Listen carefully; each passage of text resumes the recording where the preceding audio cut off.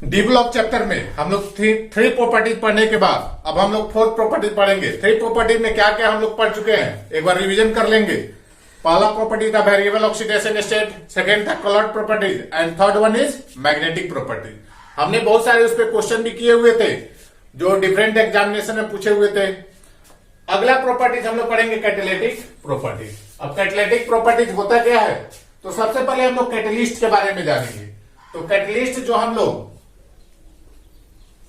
Chemical kinetics में पढ़ते हैं, तो ये हम लोग पोटेंशियल एनर्जी के साथ रिएक्शन कोऑर्डिनेट का रिलेशन निकालते हैं।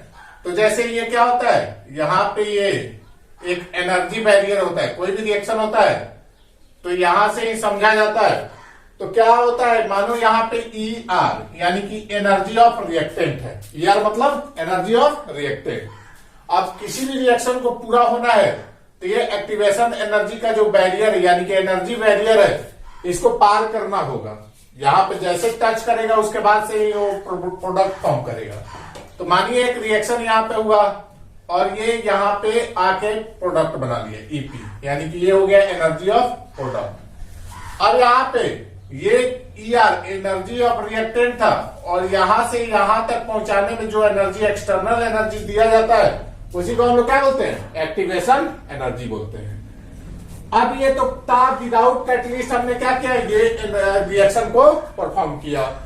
अब क्या होता है, एक होता है कैटलिस्ट होता है, वो दो तरह का होता है, एक पॉजिटिव कैटलिस्ट होता है और एक निगेटिव कैटलिस्ट होता है। तो पॉजिटिव कैटलिस्ट अगर मिलाते हैं तो वो क्या करता है, ये एक्टिवेशन एनर्जी को डाउन कर देता है, यानी कि एनर्जी बैरियर को नीचे कर देता है, एक्टिवेशन एनर्जी कम होता है और वो रिएक्शन फॉर्म कर जाता है। वही अगर निगेटिव कैटलिस्ट डाल दें तो उसमें क्या हो जाएगा, ये एनर्जी बैरियर बढ़ जाएगा और वो रिएक्शन में एक्टिवेशन एनर्जी ज्यादा लगेगा, तो ये प्रोडक्ट फॉर्म करना शुरू हो जाएगा। तो ये पॉजिटिव कैटलिस्ट के साथ है और ये निगेटिव कैटलिस्ट है, और ये जो बीच वाला है वो विदाउट कैटलिस्ट है। तो कैटलिस्ट का अर्थ होता है कि वो रिएक्शन करने में क्या करता है, रेट को इंक्रीज कर देता है या डिक्रीज कर देता है। हर एक बार बोर्ड एग्जामिनेशन में क्वेश्चन पूछा जाता है कि क्या कैटलिस्ट प्रोडक्ट में पार्टिसिपेट करता है, तो नहीं करता है। वो रिएक्शन के रेट को बढ़ा देगा या घटा देगा। तो इससे ध्यान रखना है कि कैटालिटिक प्रॉपर्टीज होता क्या है, ये तो हमने पढ़ लिया। अब D block elements and there compound show catalytic properties because they show variable oxidation state and they are good adsorbent। तो यहाँ पे D block elements catalytic properties show करता है, उसका दो रीजन होता है। पहला होता है वेरिएबल ऑक्सीडेशन स्टेट के कारण और सेकेंड होता है वो गुड एडसॉर्बेंट होता है। तो हम लोग बारी बारी से पढ़ेंगे। वेरिएबल ऑक्सीडेशन स्टेट तो पढ़ चुके हैं कि D block elements variable oxidation state show करता था, उसमें भी वेरिएबल ऑक्सीडेशन स्टेट जो फर्स्ट प्रॉपर्टीज था उसमें हमने पढ़ा कि कौन डी ब्लॉक एलिमेंट्स क्या वेरिएबल ऑक्सीडेशन स्टेट शो करेगा, कॉमन ऑक्सीडेशन स्टेट क्या होगा, मोस्ट कॉमन ऑक्सीडेशन स्टेट क्या होगा, तो ये सब बारे में हम लोग पढ़े थे। अब क्या होता है, एक एग्जांपल के थ्रू समझेंगे हम लोग। SO2 यानी कि सल्फर डाइऑक्साइड, इसका ऑक्सीडेशन स्टेट करेंगे तो कितना है जी, +4 को अगर ऑक्सीजन के साथ हम लोग रिएक्शन कराएंगे तो ये SO3 फॉर्म करता है, यानी कि ऑक्सीडेशन स्टेट निकालेंगे तो ये +6 हो जाएगा। पिछले क्लासों में हमने ऑक्सीडेशन स्टेट निकालना सिखाया हुआ है। अब यहाँ पे कैटलिस्ट के रूप में V2O5 का इस्तेमाल किया जाता है, यानी कि कैटलिस्ट क्या है, V2O5, जिसमें वेनेडियम जो है डी ब्लॉक का एलिमेंट्स है, डी ब्लॉक का एलिमेंट्स है, यानी कि डी ब्लॉक एलिमेंट्स का ऑक्साइड यहाँ पे कैटलिस्ट के रूप में फॉर्म कर रहा है। अब ये रिएक्शन हुआ तो इसमें कैटलिस्ट का क्या भूमिका है यहाँ पे समझेंगे। तो इसको हम दो स्टेप में समझेंगे। स्टेप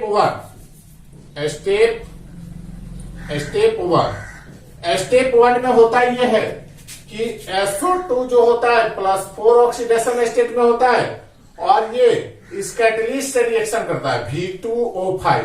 अब यहाँ पे V2O5 में वेनेडियम का ऑक्सीडेशन स्टेट देखे तो 5 2 10/2 कितना हो जाएगा, +5।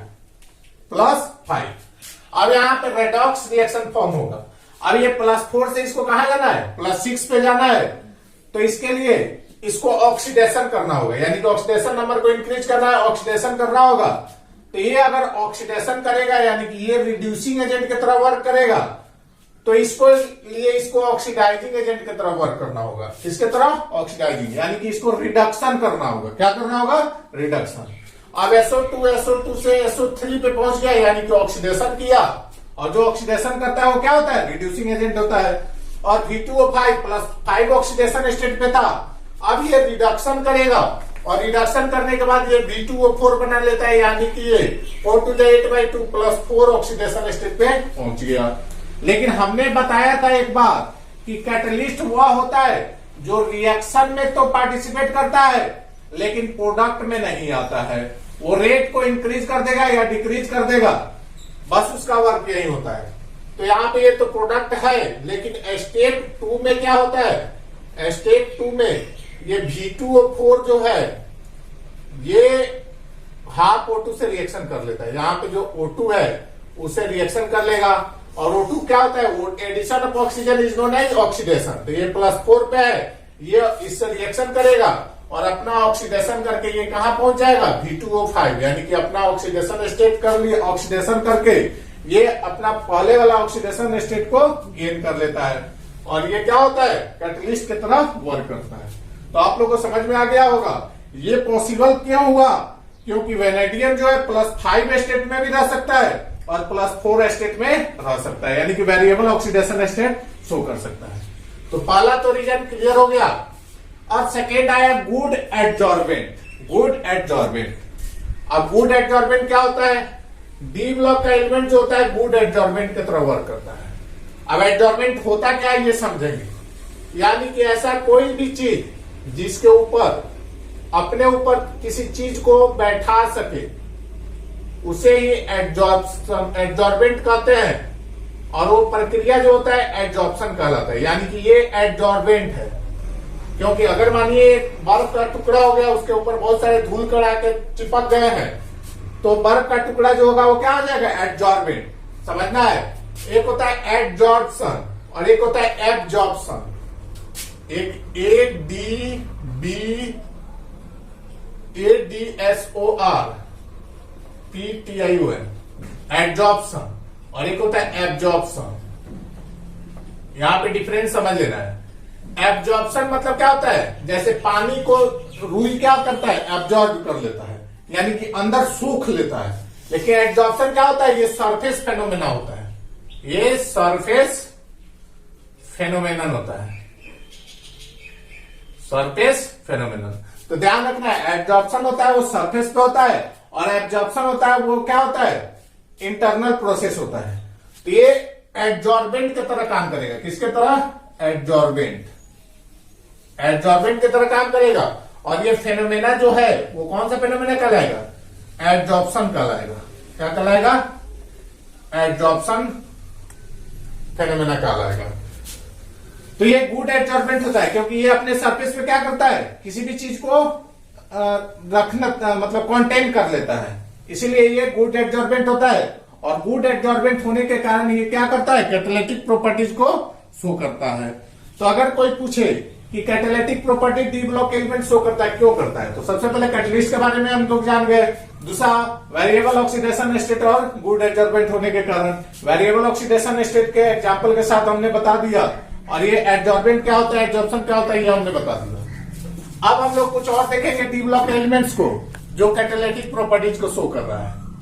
जैसे एक हो गया Fe, ये भी डी ब्लॉक एलिमेंट्स है। एटॉमिक नंबर तो आप लोग को याद होगा 26 होता है। आयरन इसका नाम होता है।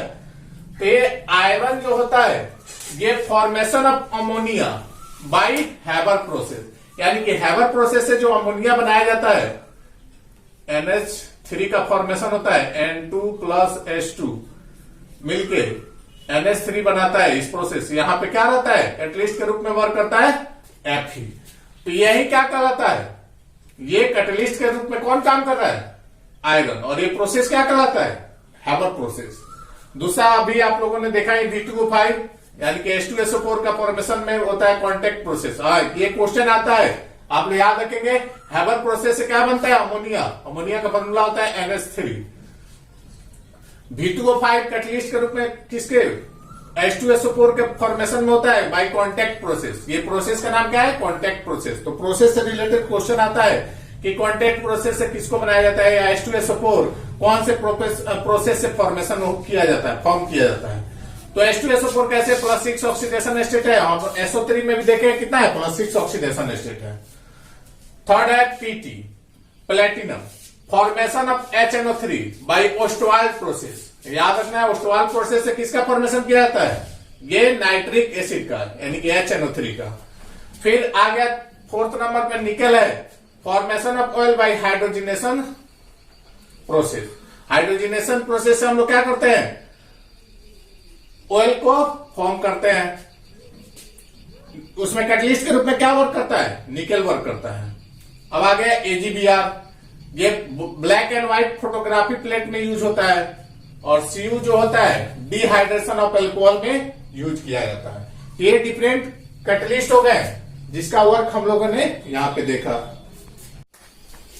5th टॉपिक है formation of alloys. D block elements form alloys because they have almost similar atomic size. यानी कि डी ब्लॉक एलिमेंट्स जो होता है एलॉयज फॉर्म करता है। क्यों फॉर्म करता है, क्योंकि उसका एटॉमिक साइज क्या होता है, ऑलमोस्ट सिमिलर होता है। तो सबसे पहले तो हम जानेंगे एलॉयज होता क्या है, और ये हम लोग 9th क्लास में पढ़ चुके हैं। The homogeneous mixture of an element is called an alloy. यानी किसी भी एलिमेंट्स का होमोजेनियस मिक्सचर को हम लोग क्या कहते हैं, एलॉयज कहते हैं। अब यहाँ पे हम लोग देखेंगे एग्जाम्पल के थ्रू। मानो डी ब्लॉक का एलिमेंट्स एलॉयज फॉर्म करता है, वो क्यों कर लेता है, तो डी ब्लॉक एलिमेंट्स जो होता है ना, वो सबका साइज क्या होता है, लगभग सिमिलर होता है। अब सिमिलर साइज होने के कारण ये एक दूसरे से एकदम बढ़िया से एडजस्ट कर जाता है, और एडजस्ट जब कर जाएगा तो क्या हो जाएगा, एलॉयज का फॉर्मेशन कर देगा। तो मान ये डी ब्लॉक का एलिमेंट्स है सब, इसमें क्या है, बीच बीच में कुछ एलिमेंट्स को यानी कि होमोजेनियस मिक्सचर बना दिया गया, अदर एलिमेंट्स को मिक्स कर दिया गया है। एलॉयज का जो रेशियो होता है वो क्या होता है, फिक्स होता है। किस रेशियो में किसको मिलाया जाएगा कि वो कौन सा एलॉयज फॉर्म करेगा, वो सब रेशियो फिक्स होता है। तो ये डी ब्लॉक एलिमेंट्स हो गया, डी ब्लॉक एलिमेंट्स हो गया। इसमें भी क्या होता है, 2 टाइप्स का, ये फर्स्ट टाइप का एलिमेंट हो गया, और ये क्या हो गया, दूसरे साइड यानी कि सेकेंड टाइप का एलिमेंट्स हो गया। तो 2 टाइप्स का एलिमेंट्स का, या 2 या 3 टाइप्स का एलिमेंट्स का होमोजेनियस मिक्सचर को ही हम लोग क्या करते हैं, एलॉयज कहते हैं। और ये एलॉयज बनाने की टेंडेंसी डी ब्लॉक में ज्यादा होती है। रीजन क्या होता है, ड्यू टू सिमिलर साइज। अब यहाँ पे हम लोग कुछ एलॉयज को देखेंगे, सम इंपॉर्टेंट एलॉयज जिसका हम लोग क्या करते हैं, काम में लाते हैं। फर्स्ट है ब्रॉन्ज, इसमें कंपोजिशन याद रखना होता है। ब्रॉन्ज का कंपोजिशन क्या होता है, copper plus Sn। Brass copper plus Zn। Stainless steel copper nickel plus ferrous. Stainless steel के बाद solder Pb plus Sn। Bell metal Cu plus Sn। Nichrome NiCr plus Fe। Gun metal Cu plus Zn plus Sn। Artificial gold, artificial gold यानी कि जो बनावटी rolled gold का हम लोग देखते हैं ऑर्नामेंट, तो ये सब आर्टिफिशियल गोल्ड का होता है, यानी कि बनावटी सोना, copper plus aluminium. 14 carat gold Au plus Ag plus Au, यानी कि इसमें Au में क्या होता है, Ag और Cu का इम्प्योरिटीज मिक्स किया जाता है, तब ये जाके 14 कैरेट, क्योंकि हम जानते हैं 24 कैरेट का ओरिजिनल सोना होता है। ये गोल्ड जो होता है उसमें 100% Au होता है, और ये बहुत ही ज्यादा सॉफ्ट होता है। Property number 6, formation of interstitial compounds. तो इंटरस्टिशियल कंपाउंड्स सबसे पहले होता क्या है ये समझेंगे। यानी कि डी ब्लॉक का एलिमेंट्स का जो हम लोग अरेंजमेंट देखे हुए थे एलॉयज फॉर्मेशन में भी, तो यहाँ पे हमने देखा था कि ये बीच में क्या होता है, वॉइड्स बचा होता है, यानी कि खाली स्थान। जैसे यहाँ पे है, ये क्या है, वॉइड्स है, वॉइड्स। तो डी ब्लॉक सॉलिड स्टेट में हम लोग वॉइड्स के बारे में पढ़ चुके हैं, स्ट्रक्चर के बारे में पढ़ चुके हैं कि जो भी एलिमेंट्स होता है कितने टाइप के स्ट्रक्चर बनाते हैं, जो वॉइड्स होता है वो कितने टाइप्स का होते हैं, ये सब हमने सॉलिड स्टेट में पढ़ा हुआ है। अब हम लोग यहाँ पे देखेंगे कि वॉइड्स में कोई कंपाउंड पुट कर देने से, फिल कर देने से कैसे इंटरस्टिशियल कंपाउंड बनता है। तो ये मानिए डी ब्लॉक का एलिमेंट्स है, डी ब्लॉक एलिमेंट्स, यहां पे क्या है, डी ब्लॉक एलिमेंट्स है।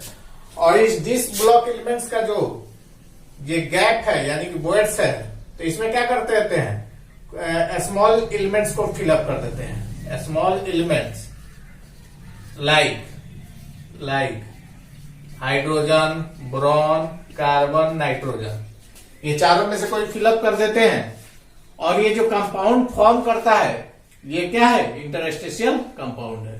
तो इफ वॉइड्स यानी कि interstitials present in the blocks are filled by some small size atoms, then resultant compound is called interstitial compound। तो ये रिजल्टेंट कंपाउंड जो मिलेगा वो क्या कहलाएगा, इंटरस्टिशियल कंपाउंड कहलाएगा। एग्जांपल में steel is an interstitial compound in which carbon atoms are present in voids of steel. हाँ, स्टील जो होता है उसको वेल्डिंग रॉड भी बोलते हैं। हम लोग देखते हैं कि वेल्डिंग करने वाले मशीन में एक छड़ लगाया जाता है, वही क्या होता है, स्टील होता है, और उसको वेल्डिंग रॉड के नाम से भी जाना जाता है।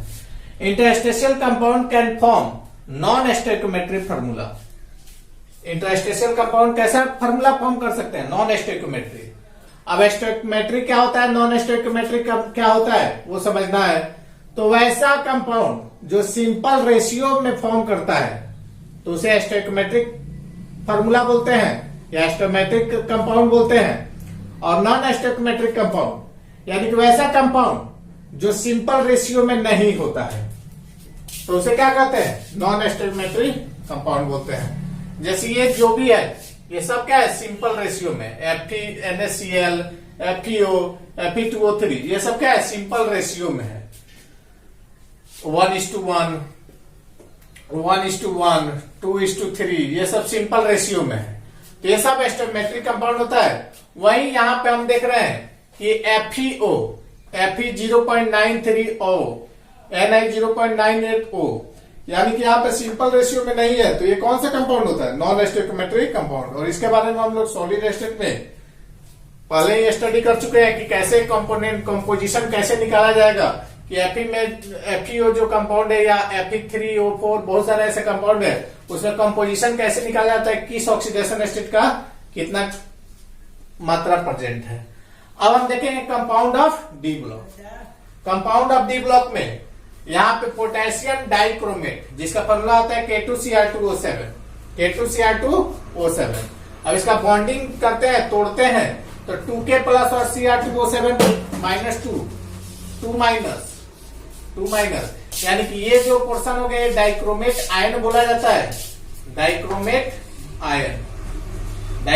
आयन होता है जिसमें क्रोमियम का कॉन्फ़िगरेशन अगर देखें तो 4s1 3d5 होता है। अगर इसका हम लोग स्ट्रक्चर केमिकल बॉन्डिंग में बनाए हुए हैं, यहाँ पे देखें तो Cr7 है तो एक O बीच में आता था, केमिकल बॉन्डिंग में हम लोग इसको पढ़ चुके हैं। फिर ये double bond O, double bond O, double bond O, double bond O, double bond O, double bond O। उसी तरह एक दो और कंपाउंड होता है डी ब्लॉक में, हम लोग उसको भी यहाँ पे देखेंगे। एक होता है पोटेशियम डाइक्रोमेट के बाद potassium chromate. Potassium chromate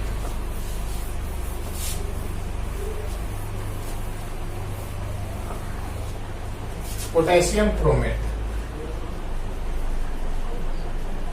potassium chromate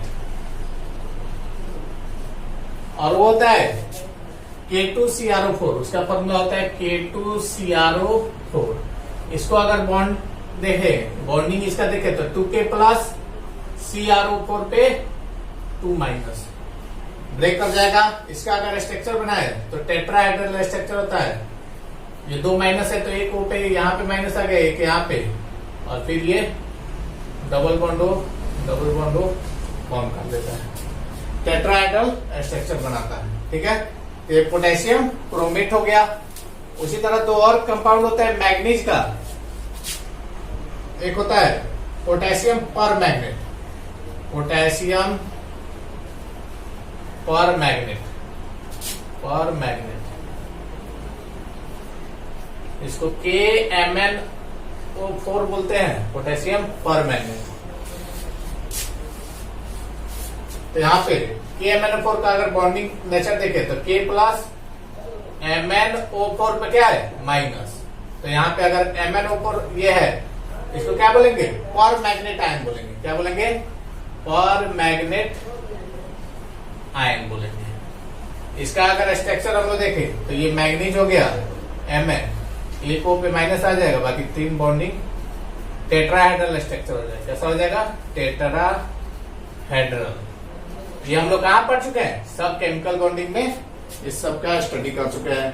एक और होता है पोटेशियम मैग्नेट आयन होता है, potassium manganate ion, potassium magnet.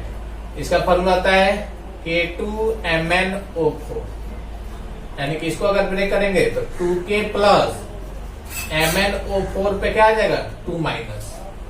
तो इसका भी स्ट्रक्चर टेट्राहेड्रल हो जाएगा, लेकिन यहाँ पे चार्ज का डिफरेंस होगा। ये क्या होगा, 2 माइनस चार्ज है।